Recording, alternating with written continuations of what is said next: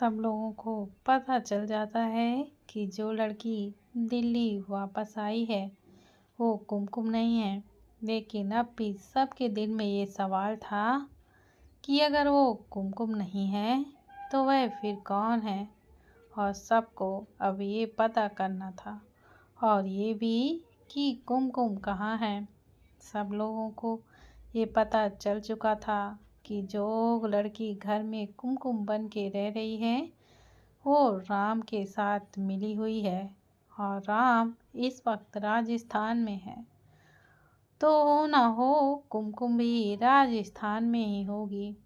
इसलिए अक्षत अब राजस्थान जाने की प्लानिंग करता है। लेकिन उसे इन सब से पहले राम के बारे में पता करना था और ये भी कि वो उसकी लाइफ में एंट्री कैसे करे। राम ने अभी तक अक्षत को नहीं देखा था। ये अक्षत के लिए एक बहुत ही बड़ी अपॉर्चुनिटी थी। इसी का फ़ायदा उठाकर वो राम को मल्होत्रा एम्पायर की तरफ से एक बिजनेस प्रपोजल भेजता है क्योंकि वो सिंघानिया के साथ तो कोई डील करेगा ही नहीं। रॉकी ने भी राजस्थान में राम के बारे में सब पता कर लिया था। इन सब में 2 दिन गुजर जाते हैं। अक्षत अपने ऑफिस में काम कर रहा होता है कि तभी रॉकी भागता हुआ अंदर आता है क्योंकि अक्षत ने उसे सिर्फ और सिर्फ 24 घंटे दिए थे और आज उसको 2 दिन गुजर चुके थे। इसलिए उसकी जान हलक में ही अटकी हुई थी। वो अंदर आता है और अक्षत के सामने सिर झुका के खड़ा हो जाता है। अक्षत उसे घूर के देखने लगता है। रॉकी उसका घूरना देख के अपनी बत्तीसी को दिखाते हुए बोलता है, सर वो राम अपनी पहचान छुपा रहा है इसलिए इतनी दिक्कत हो गई है। फिर आगे बोलता है, सर राम राजस्थान का हुक्म है। वहाँ की जनता उसे बहुत मानती है। उसके लिए राम भगवान है। और सर मैंने ये भी पता किया है कि वो किसी सनम नाम की लड़की से शादी कर रहा है, वो भी कुछ ही दिनों में। सर सबसे बुरी खबर ये है कि हमें राम को दिमाग से मात देनी होगी क्योंकि अगर उसे कुछ हुआ तो वहाँ की जनता बिगड़ सकती है और अगर वहाँ कुछ हंगामा हुआ तो फिर पूरे देश का सिस्टम ही बिगड़ सकता है। और इसलिए हमें बहुत सोच समझ के कदम उठाना होगा क्योंकि उसने सनम को वहाँ की हुक्म रानी भी घोषित कर दिया है। रॉकी इतना बोल के चुप हो जाता है। अच्छा तो उसे जाने का बोलता है और खुद ही किसी सोच में गुम हो जाता है। वो तो बहुत परेशान हो चुका था क्योंकि घर में नकली कुमकुम उसके पास आने का कोई न कोई बहाना बनाती रहती थी और अक्षत उससे बचने का कोई न कोई तरीका। अब तो उसने काम का बहाना बना के ऑफिस पर ही रहना शुरू कर दिया था। लेकिन कल कबीर अपनी जिद में उसे मल्होत्रा हाउस लेकर चला जाता है। 1 हफ्ते बाद अक्षत अपने केबिन पे बैठा काम कर रहा था कि अचानक उसके पास एक मेल आता है और मेल पढ़ के उसकी आंखों में चमक आ जाती है। अक्षत अपना फ़ोन निकाल के कबीर को कुछ मैसेज करता है और फिर अपना कोट उठाकर बाहर की ओर निकल जाता है। थोड़ी देर के बाद वो और कबीर दोनों ही अपनी प्राइवेट जेट पे होते हैं। कुछ ही घंटे के बाद उनका प्लेन जयपुर लैंड करता है। दोनों ही एयरपोर्ट के बाहर होते हैं और अपनी कार में बैठ के होटल के लिए निकल जाते हैं। दरअसल हुआ ये था कि अक्षत ने राम को मल्होत्रा इंडस्ट्रीज की तरफ से जो मेल भेजा था उसी का रिजल्ट आ गया था। राम ने मीटिंग करने के लिए हामी भर दी थी क्योंकि प्रपोजल राम के लिए काफ़ी ही फायदेमंद था, इसलिए वो दोनों राजस्थान आए थे। आज का दिन यूं ही गुजर जाता है। नेक्स्ट डे, राम का महल। सनम ने आज किसी तरह राम को खुद से बाहर भेजने के लिए मना ही लिया था। राम उसे गार्ड के साथ बाहर भेजने को राजी था। सनम सुबह जल्दी से नाश्ता कर लेती है और फिर अपने रूम पर जाकर रेडी हो जाती है। वो आज शॉपिंग पे जाने वाली थी। राम की आज कबीर के साथ शाम को मीटिंग थी, इसलिए वो उसके साथ नहीं जा सकता था। राम के साथ मीटिंग में अक्षत कबीर का असिस्टेंट बनकर वहाँ पर जाने वाला था, इसलिए उसे भी कुछ नॉर्मल से कपड़े चाहिए था, क्योंकि उसके सारे के सारे ही कपड़े काफ़ी ज़्यादा हाई क्लास के थे। उन्हें देख के कोई नहीं बोल सकता था कि ये एक असिस्टेंट के कपड़े हैं, इसलिए कबीर और अक्षत भी शॉपिंग पे जाने का डिसाइड करते हैं। अक्षत के तो एक इशारे से ही वो हर तरह के कपड़े उसके पास आ सकते थे, लेकिन कबीर की जिद थी कि आज वो उसके साथ शॉपिंग पर जाएगा और मजबूरन अक्षत को भी मानना पड़ा। वो दोनों बिना गार्ड्स के ही निकल जाते हैं। कबीर सबसे पहले जिद करके अक्षत को एक कॉमेडी मूवी दिखाने ले जाता है और पूरी मूवी टाइम पे अक्षत सिर्फ कबीर को ही देख रहा था, जैसे अक्षत को हो गया हो कबीर से प्यार और वो प्यार से अपनी दिलरुबा को बस निहार रहा था। अक्षत का तो पारा हाई हो चुका था, लेकिन कबीर इन सब से बेखबर बस अपनी मूवी को एंजॉय कर रहा था। मूवी ख़त्म होती है और दोनों बाहर आते हैं। अक्षत कबीर को वेट करने का बोल के खुद वॉशरूम में घुस जाता है, क्योंकि उसका दिमाग खराब हो चुका था। वहीं सनम भी उसी मॉल में शॉपिंग करने के लिए आई थी। वो अपनी शॉपिंग में बिजी थी कि अचानक ही एक छोटे बच्चे का पैर फिसल जाता है और वह रोने लगता है। उसको रोता देख सनम उसके पास चली जाती है। सनम उस बच्चे को चुप करवाने लगती है। उस छोटे बच्चे के हाथों में लगी आइसक्रीम सनम की ड्रेस पर लग जाती है। सनम उस बच्चे को चुप करवाती है कि तब तक उसके बच्चे की माँ भी आ जाती है और अपने बच्चे को लेकर वह चली जाती है।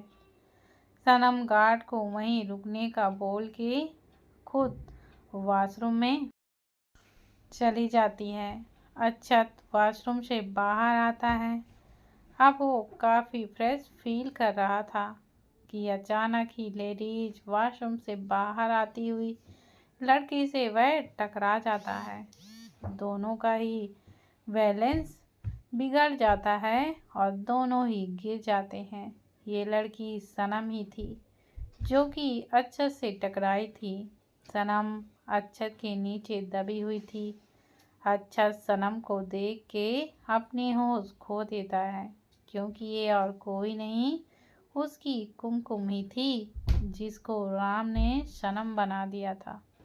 वो कस के सनम को गले लगा लेता है। वहीं सनम उसको हैरानी से देखे जा रही थी, क्योंकि वो शायद अक्षत को पहचान ही नहीं पाई थी। अक्षत की आंखें नम हो चुकी थी।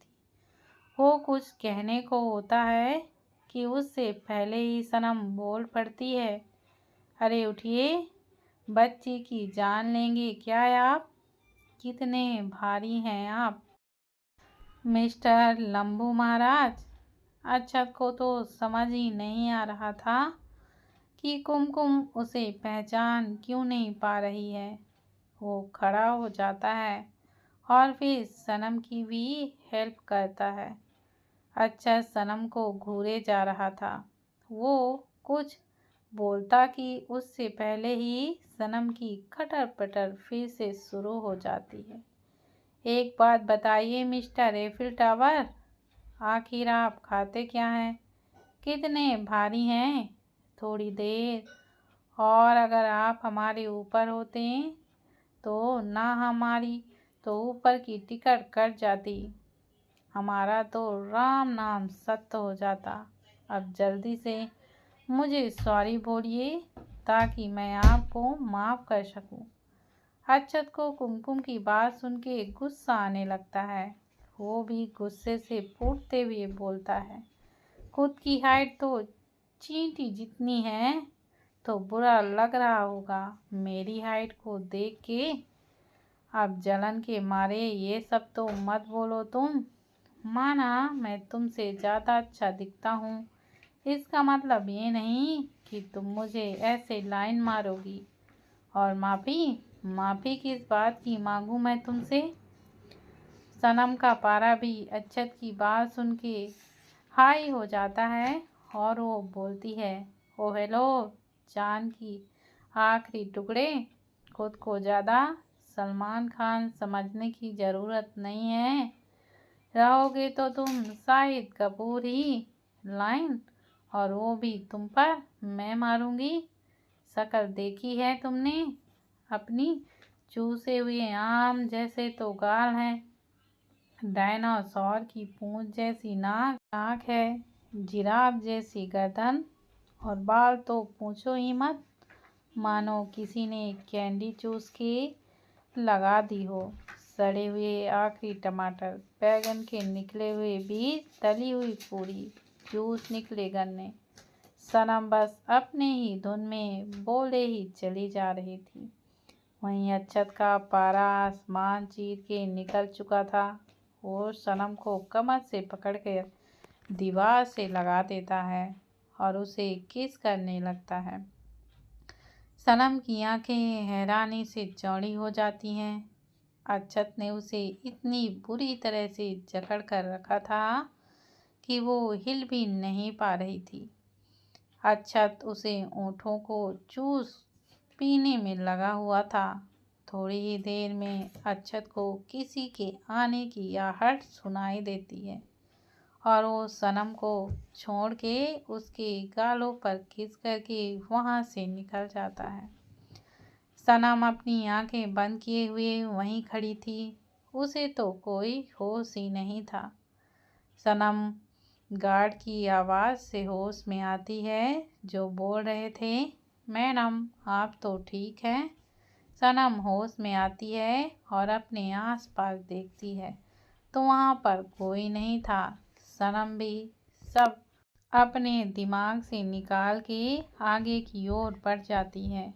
उसे अक्षत के पास होने से एक जाना पहचाना सा एहसास छू गया था। सनम के जाने के बाद अक्षत भी बाहर आ जाता है और वो भी कबीर के साथ वहाँ से निकल जाता है। थोड़ी देर में वो दोनों रेडी होकर राम की हवेली निकल जाते हैं। थोड़ी ही देर में वो दोनों राम के सामने बैठे थे। थोड़ी देर में राम को डील पसंद आ जाती है और वो प्रोजेक्ट के लिए हामी भर देते हैं। वो लोग स्टडी रूम से बाहर आ जाते हैं। राम उन्हें डिनर ऑफर करता है और वो लोग भी खुशी से मान जाते हैं। वो सब लोग डाइनिंग टेबल पर आ जाते हैं और राम सनम के ऊपर उसे बुलाने चला जाता है रूम में। सनम जब से शॉपिंग से आई थी वो अपने रूम में ही थी। राम सनम को लेकर डाइनिंग टेबल पर आ जाता है। सनम ने अभी तक किसी की ओर ध्यान ही नहीं दिया था। राम उसके लिए चेयर खींचता है और सनम अपनी नज़रें उठाकर सामने देखती है, लेकिन सामने उसे अक्षत का हंसता हुआ रूनानी चेहरा नजर आता है और उसकी सांसें गले में ही अटक जाती हैं।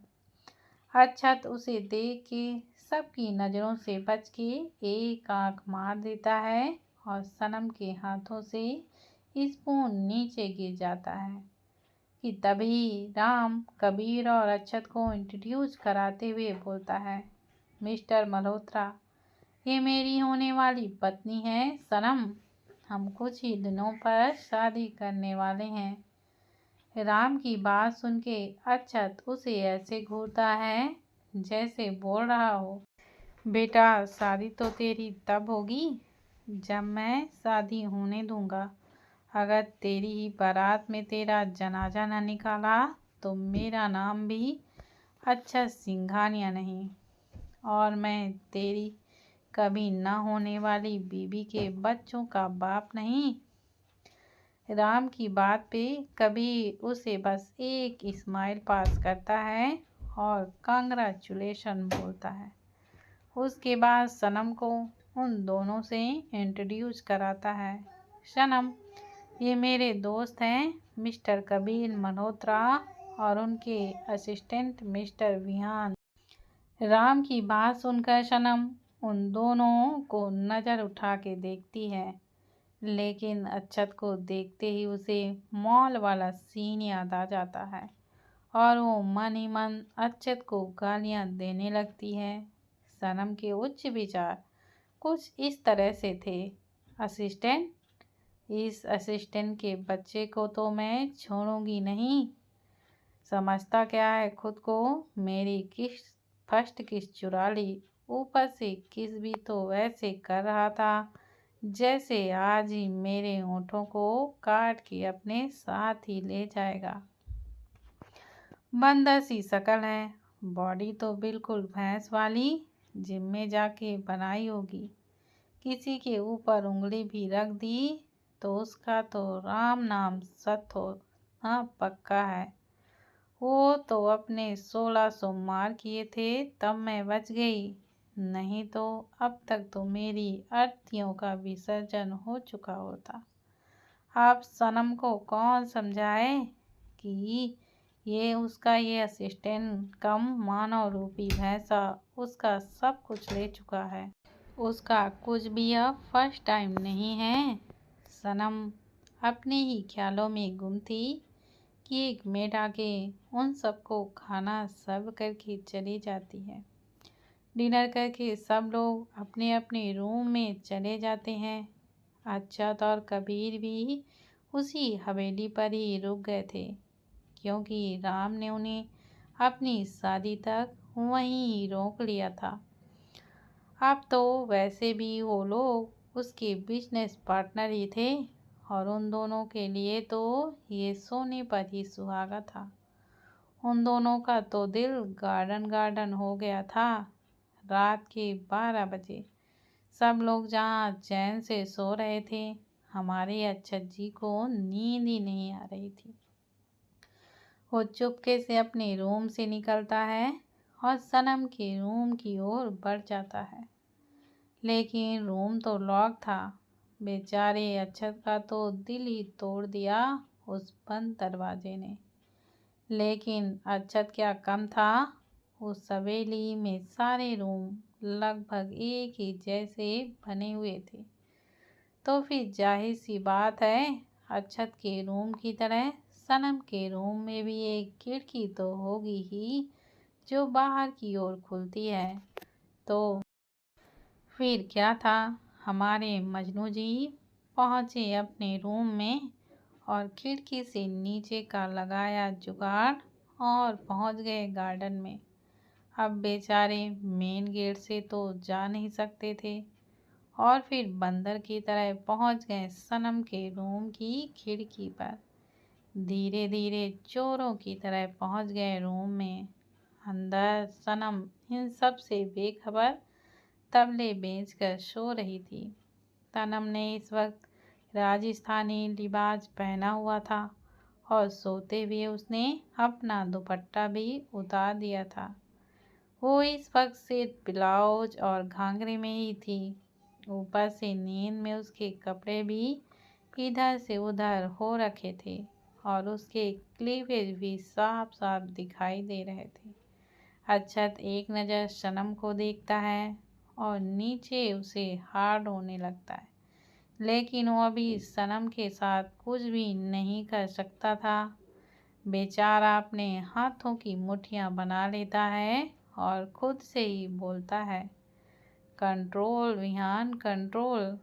फिर अपने हाथ झटक के बोलता है, अरे यार कैसे कंट्रोल करूं, इतने दिन से साधु बना हुआ हूँ। कंट्रोल कर यार, अपने हार्मोन्स को कंट्रोल करके रख। अभी अगर उसके पास गया तो रेपिस्ट बना देगी और टांगे टूटेंगी सो अलग। लेकिन किस तो कर ही सकता हूँ, मैंने मॉल में भी तो किया था। इतना सोच के वो आगे बढ़ जाता है और सनम के पेट पर हाथ रख के उसे धीरे धीरे से सहलाने लगता है। सनम उसके छूने से थोड़ा हिलती है और पेट के बल सो जाती है। अब तो बेचारे अक्षत की और भी बुरी हालत हो गई थी, क्योंकि उसका हाथ सनम के नीचे ही दब गया था और उसके सामने अब सनम की खुली हुई पीठ थी, क्योंकि उसका ब्लाउज तो सिर्फ डोरियों पर ही टिका हुआ था। अक्षत बेचारा हिल तो सकता नहीं था, इसलिए उसके साथ ही उसके बेड पर लेट जाता है और उसके बालों को बिल्कुल ही हटा के उसकी पीठ पे अपने ओंठ रख देता है। नींद में भी अक्षत का एहसास पाके सनम के चेहरे पे स्माइल आ जाती है। उसकी थोड़ी नींद खुलने लगती है, लेकिन अक्षत को तो कोई फिक्र ही नहीं थी। वो धीरे धीरे अपना पूरा कंट्रोल खोता है और उसके पीठ पे बाइट करने लगता है। सनम को दर्द महसूस होता है और वो अपनी आंखें खोलकर देखती है। किसी को अपने इतना पास पाके उसकी डर से चीख निकल जाती है, लेकिन अक्षत के हाथ रखने से उसके मुंह में ही वह दब जाती है। अक्षत उसे पलट देता है और उसके ऊपर आ जाता है। कुमकुम गुस्से से उसे देखती है और उसका हाथ अपने मुंह से हटाकर बोलती है, बूढ़े सांड, आप यहाँ क्या कर रहे हो? आपकी हिम्मत कैसे हुई हमारे पास आने की, हमें किस करने की? अगर राम को पता चला ना तो आपके वह टुकड़े टुकड़े कर देगा। आह, कितने भारी हैं आप, उठिए हमारे ऊपर से। पता नहीं आपकी माँ ने आपको क्या खा के पैदा किया था, हमारी तो सारी हड्डियाँ ही टूट गईं।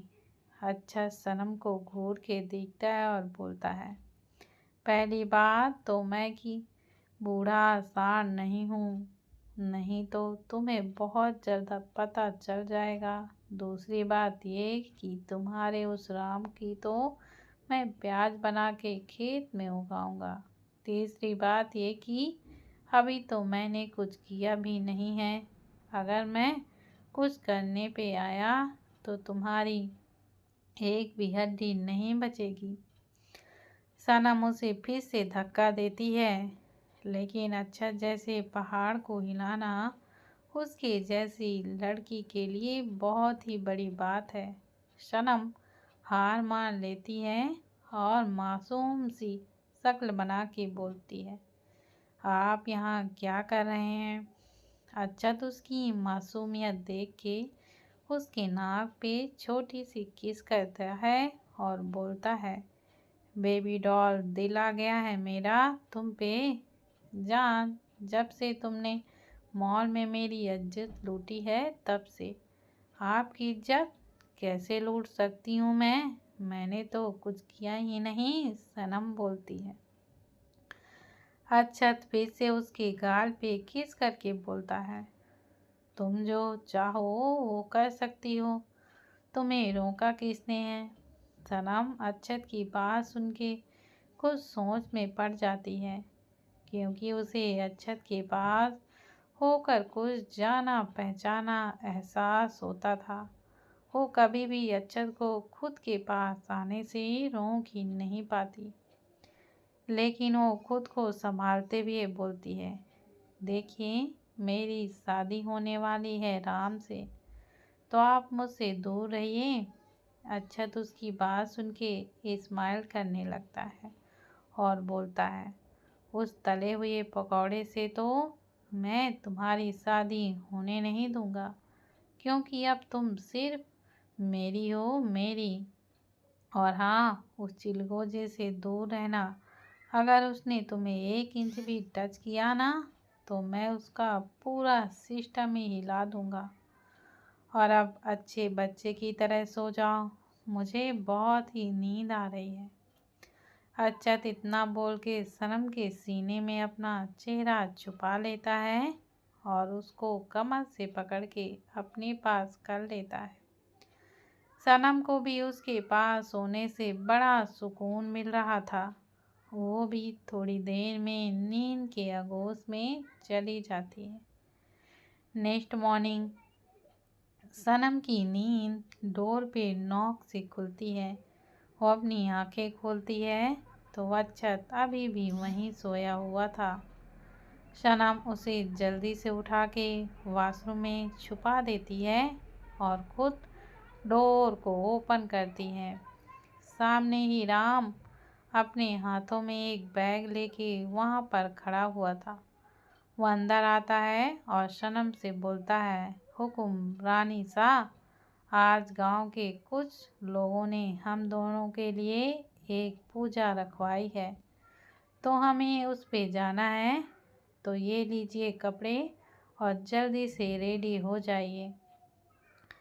राम इतना बोल के वहाँ बैठ जाता है। अब फंस गई बेचारी सनम, इधर कुआं तो उधर खाई, बीच में फंसी सनम बाई। सनम धीरे धीरे चलते हुए वॉशरूम में जाती है। अंदर अच्युत मुस्कुराते हुए उसे ही देख रहा था, क्योंकि उसने सब कुछ सुन लिया था। सनम अपना फेस नीचे करके खड़ी हो जाती है। अच्युत उसके पीछे जाके खड़ा हो जाता है और उसकी कान के पास जाकर बोलता है, फिक्र मत करो, आज कुछ भी नहीं करूँगा, लेकिन बाद में तुम्हें बिल्कुल भी नहीं छोड़ने वाला। अभी जल्दी से तुम रेडी हो जाओ, नहीं तो उस लंगूर को शक हो जाएगा। इतना बोल के अच्युत उसके हाथ से बैग लेके रख देता है और उसके बाल साइड करके उसकी ब्लाउज की डोरी को खोल देता है। सनम अपनी आंखों को कस के बंद कर लेती है। अच्युत धीरे धीरे उसके सारे कपड़ों को उतार देता है और उसे शावर के नीचे खड़ा कर देता है। दोनों ही उस पानी के साथ साथ अपने प्यार की बारिश में भी भीग रहे थे। थोड़ी देर में अच्युत उसे छोड़ता है और कपड़े पहना देता है। सनम बाहर चली जाती है और वहीं अच्युत छुप जाता है। सनम जल्दी से रेडी होकर रूम से निकल जाती है और उसके जाने के बाद अच्युत भी सबकी नज़रों से बचते हुए अपने रूम में चला जाता है। लेकिन कोई था जिसकी चीर सी नज़र उस पे ही थी। आखिर किसने देख लिया था अच्युत को, और क्या होगा इसका अंजाम? क्या रोक पाएगा अच्युत इस शादी को? बाकी जिसने भी कमेंट किया है उसको भी दिल से धन्यवाद। आज के लिए इतना ही। दोस्तों, अगर आप लोगों को कहानी अच्छी लगती हो तो प्लीज़ इसे ज़्यादा से ज़्यादा शेयर करना मत भूलिएगा और कमेंट करके ज़रूर बताइए कि यह कहानी कैसी लगती है। तब तक के लिए बाय बाय।